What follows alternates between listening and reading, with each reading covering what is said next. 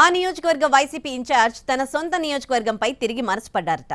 తాను కొత్త నియోజకవర్గం నుంచి పోటీ చేయలేనని ఆ పార్టీ అధిష్టానానికి సమాచారం ఇచ్చారట. దీంతో మరో కొత్త అభ్యర్థిని రంగంలోకి దించేందుకు వేట మొదలైంది.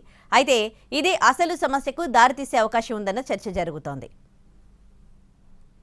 పర్చూరు ఇన్ఛార్జిగా వ్యవహరిస్తున్న చీరాల మాజీ ఎమ్మెల్యే ఆమంచి కృష్ణమోహన్ తాను పర్చూరు నుంచి పోటీ చేయలేనని పార్టీ పెద్దలకు తేల్చి చెప్పడంతో ఆ పార్టీ అధిష్టానం అభ్యర్థుల కోసం అన్వేషణను ప్రారంభించిందని తెలుస్తోంది. పలువురు పేర్ల పరిశీలన అనంతరం చీరాలకు చెందిన ఓ నేత పేరును ఖరారు చేసినట్లు సమాచారం.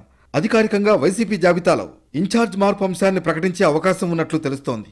అయితే పర్చూరును ఆమంచి ఎందుకు వదులుకుంటున్నారు, తన పాత నియోజకవర్గం వైపు ఎందుకు చూస్తున్నారు అన్నది, అదే జరిగితే చీరాలలో జరిగేదేంటి అనే విషయాలు ఆసక్తికరంగా మారాయి. చీరాల మాజీ ఎమ్మెల్యే ఆమంచి కృష్ణమోహన్ అనూహ్య పరిణామాలతో పర్చూరు ఇన్ఛార్జిగా బాధ్యతలు తీసుకున్నారు.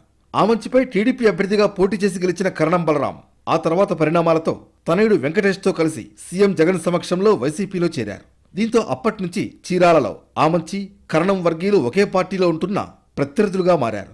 ఓవైపు చీరాల నియోజకవర్గ వైసీపీలో వర్గపోరు, మరోవైపు పక్కనే ఉన్న పర్చూరు నియోజకవర్గంలో ఎలాగైనా పట్టు సాధించాలంటే బలమైన అభ్యర్థిని బరిలో దింపాలనే ఆ పార్టీ ఆలోచించింది. ఒకే దెబ్బకు రెండు పిట్టల ఫార్ములాను అమలు చేసిన ఆ పార్టీ అధిష్టానం మాజీ ఎమ్మెల్యే ఆమంచి కృష్ణమోహన్కు ఆ నియోజకవర్గ బాధ్యతలు తీసుకోవాలని సూచించింది. చీరాల వైసీపీ ఇన్ఛార్జ్ బాధ్యతలను అధిష్టానం కరణం వెంకటేష్కు అప్పగించడంతో చేసేదేమీ లేక తప్పనిసరి పరిస్థితుల్లో పర్చూరు పార్టీ బాధ్యతలు స్వీకరించారు. అయితే అప్పటి వరకు పర్చూరు వైసీపీ ఇన్ఛార్జిగా ఉన్న రామనాథం బాబును కలుపుకు పొమ్మని చెప్పినా ఆమంచి మాత్రం తన స్టైల్లోనే రాజకీయం నడిపారన్న టాక్ ఉంది. అప్పటి వరకు పార్టీలో వివిధ పనుల్లో ప్రధాన భూమిక పోషించిన వైసీపీ నేతల్ని పక్కన పెట్టిన ఆమంచి తన సొంత టీంను రంగంలోకి దింపారట.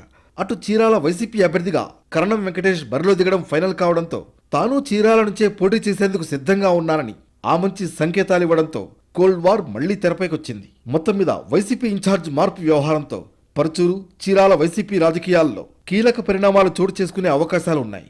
చూడాలి ఏమవుతుందో.